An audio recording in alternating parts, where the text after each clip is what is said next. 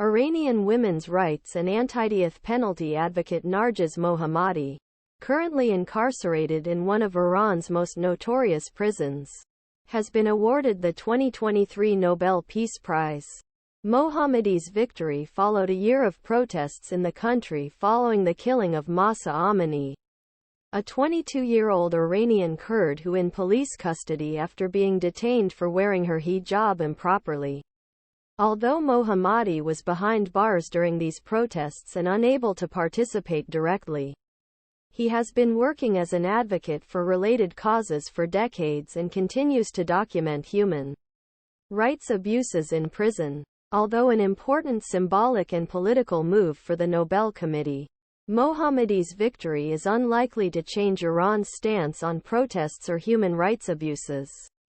Although Norwegian Nobel Committee President Berit Reiss-Andersen said in her speech announcing the award that she hoped Iranian authorities would release Mohammedi so that he could attend the award ceremony in December. This is unlikely to release Mohammedi or materially change his situation. The award is a clear recognition Mohammadi's decades of work and the ongoing struggle women in Iran.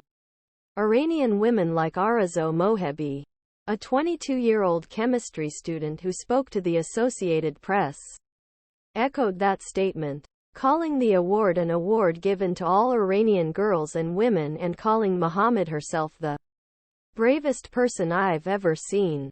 Muhammad has been fighting for human rights for decades. Muhammadi, who trained as an engineer, has long been an active important part of Iran's human rights struggle. She works specifically on behalf of women and incarcerated people against the death penalty. In 2003, she began working with the now-banned Center for Human Rights Defenders, a group founded by Iran's other Nobel Peace Prize-winning lawyer, Shirin Ebadi. Firoozeh Kashani-Sabet, a historian modern Middle East at the University of Pennsylvania, told Vox Iran that Muhammadi's unwavering commitment to freedom, women's rights, and human rights, as well as his personal sacrifices in realization those ideals.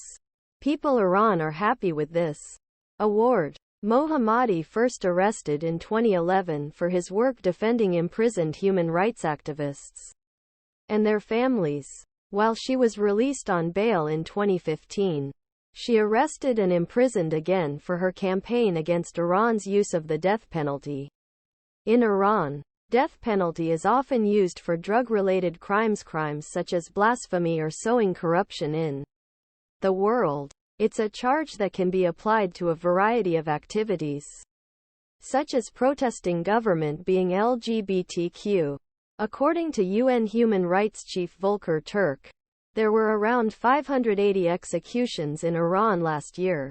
In Iran, authorities are using the death penalty and execution as tools of political pressure against protesters, dissidents and minorities after subjecting defendants to show trials, according to a report this year by a group of UN experts.